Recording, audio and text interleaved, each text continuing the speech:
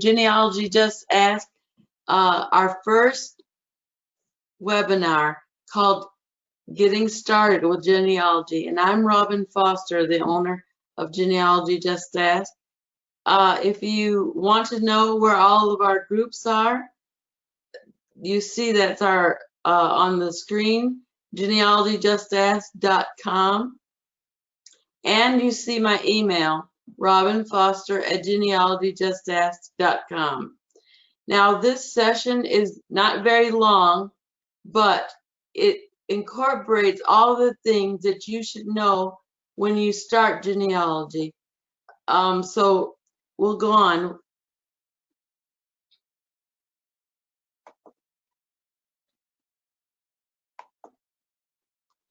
One thing we'll do is to chart the easiest path. I've taught countless people how to get started. They have gone on their own, following the principles that they've learned and practiced, and they've become more efficient or more successful. The first thing we have learned is that we can perform tasks in small bits of time. When I first started out a long time ago, we used to spend hours and hours on a task. But now we know we can perform that task in a small amount of time because the technology is up to date to help us. You don't have to spend hours and hours if you only if you want to. Before you sit down and get started, set the timer to 15 or 20 minutes. You can accomplish so much more than you normally would. You can also find information quickly with the internet that we have now. FamilySearch.org is free and has been programmed and designed for someone who just is starting to build a tree and find records right away if you follow these easy principles. There are other databases out that we'll talk about in future webinars, but to start out, we're going to focus on FamilySearch.org. Now, FamilySearch.org, it helps me to stay organized because you can use that program to enter and attach records. So you're not just looking, you're organizing your materials with FamilySearch.org. You don't have to carry those records around with you. When you end up at an archive or at a courthouse, you can pull up the mobile device and access your family tree right there. It also makes it easier if you're organized to share with your family. And you'll find when you share, you learn things too. So it's a give and take when you're sharing with your family. It makes it easier to know where those holes are in your research. You know, you can see right away what's missing, where you should start, or what you're trying to find. Now, it can be downloaded, and it's one of the handouts that we're giving out. This handout is, it shows you what record you might have access to right in your house. You need to go through the records in your house, and you can get this sheet.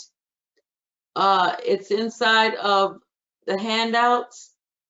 You have to do your house. You can do your parents' house, your grandparents' house, your aunt or uncle's house. This is where we start. It's a fundamental place. We don't jump online, okay? A lot of us start our research by jumping online, and we don't have, we can use our own family archives. That's the basis for what we're searching, okay? You want to search having used these records, not what you find online, because this is your family. These records are in your house. For example, you could have an old obituary, or you might have a marriage record, or it might be announcement, a baby for a baby coming. You don't know until you search the whole house for everything with the name on it. That is your genealogy, your family history. And then you want to get a couple boxes to put this stuff in. You're going to go all through this stuff.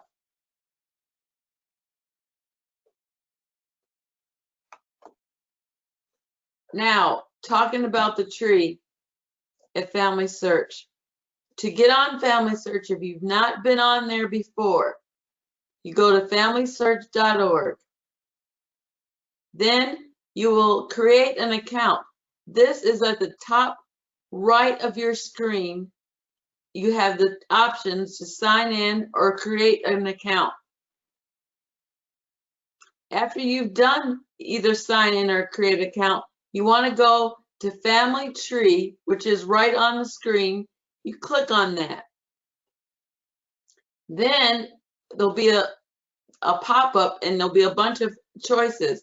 Tree is what you click on, and that'll take you to your tree. Now, if you've not used Family Search before, your name will be the only one on the tree. And you'll wonder, wow, you're starting from scratch here. But the things that you put in that box are going to be transferred to the tree. You're starting with your own information. And if you have any questions about anything I've said so far, then put it in the chat. Now, this is very important. It's simple. We often brush over this, but this is very important. How to record the names, dates, and places. When you take the information from all those records that you've put in your box, whether it be pictures or whatever, when you record them someplace, you have to record them in the right way. And it's especially important to do that now because you have the computer database at Family Search is going to go through those entries that you put in to find results. You're not searching blindly from the page that you search from. You're searching from the tree. And I'll repeat that later on and all the way through our webinar so that you get that. But this is how you do the names, dates, and places. First of all, for all the males, if any of this information you don't know, just put in what you know at the time. And as you go along, you put in what you do know, okay?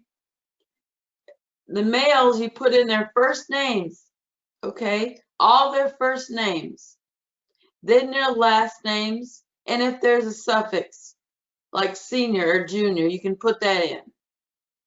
For females, it's very different.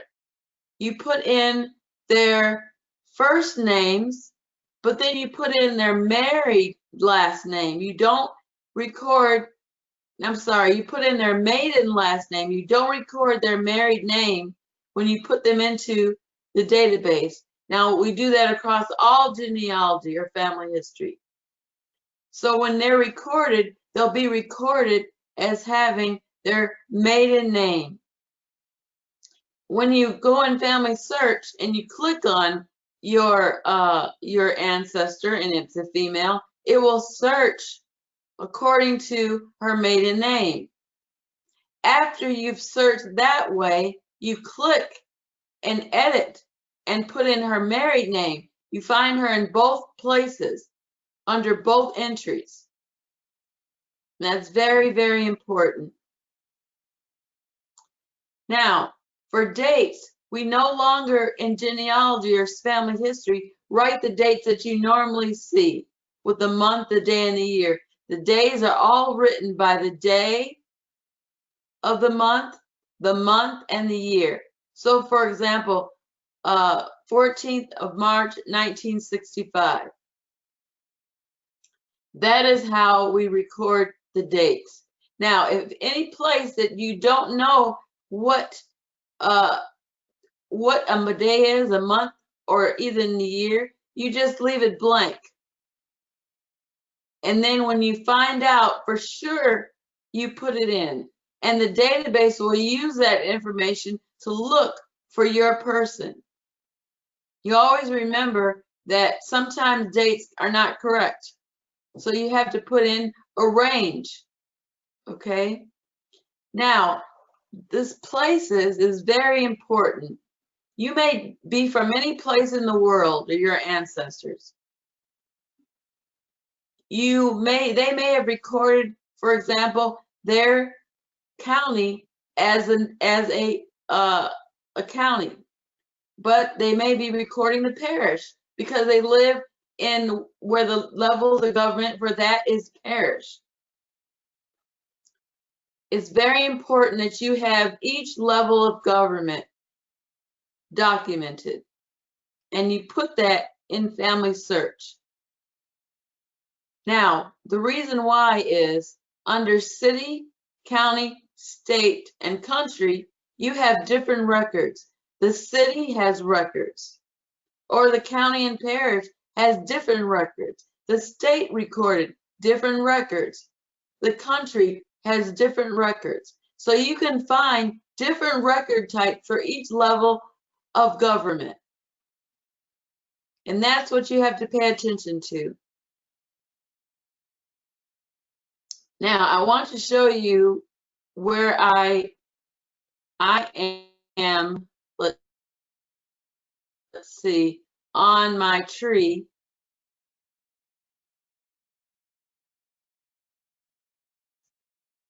Let's see. We're going to go to George Anderson Tucker. And this is when you're on the tree and you click on one of the people, you go to the person view, personal profile of that person. And this is for George Tucker. Okay. Now, do you see over here where it says research help? And it has a record from the Ohio State Index. And there's a name on it, Tucker. I had nothing to do with this. The database at Family Search has found this record for George Anderson Tucker. Now, it's up to me to add it, if it is him or not. So I'll click on it and I'll look, just look really quickly. O.E. Vance is my grandmother. And it says her father's name was Tucker. And this is her father. Now, she was born, it doesn't really have that, but she died in Springfield Township, Clark County, Ohio.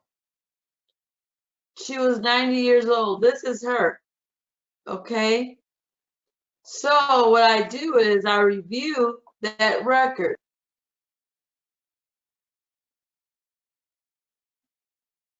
We'll let that come up. Now, that record will come up on this side of my screen, the left side.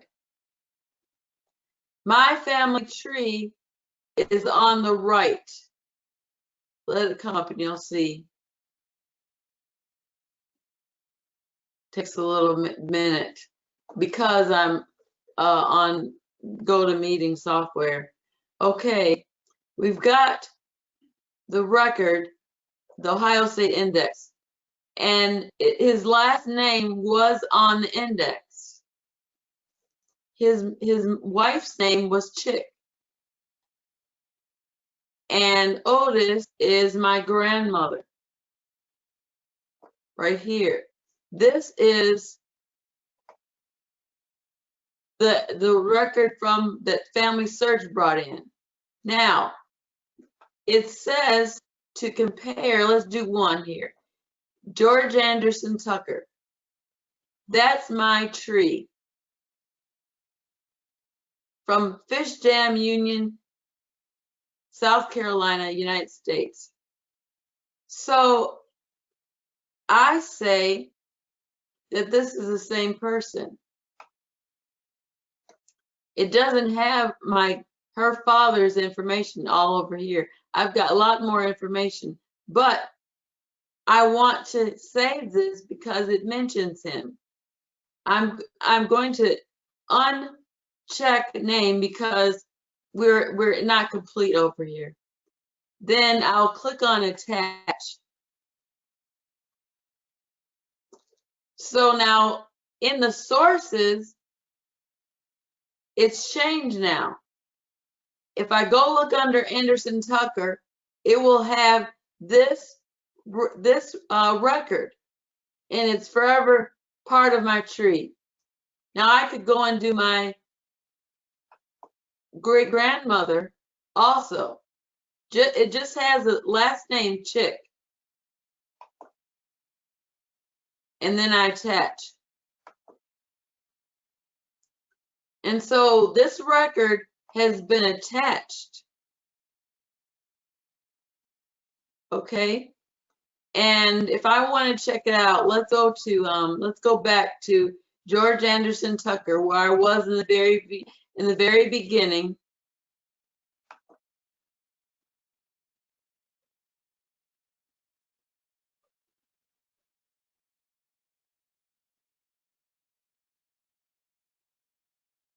We'll let it come up. And then we go to sources.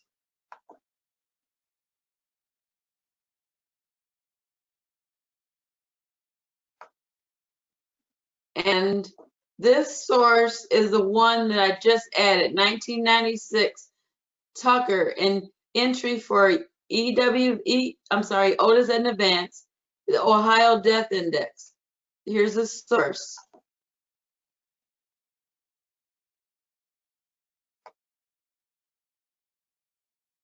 So this is how we're going to stay organized. After we gather everything, we put it on Family Search, and we look to see if there's any places that, or any, let's go back to details, and we resolve that record. Okay. Now, I'd like to thank you. I don't know if you realize how much value these things are, but you can be finding people as soon as you put your records on Family Search. You haven't even bothered to look. It does it for you. And you notice I didn't do any searching. So this is the end of our first lesson. And I want to make sure you get the handout. Are there any questions?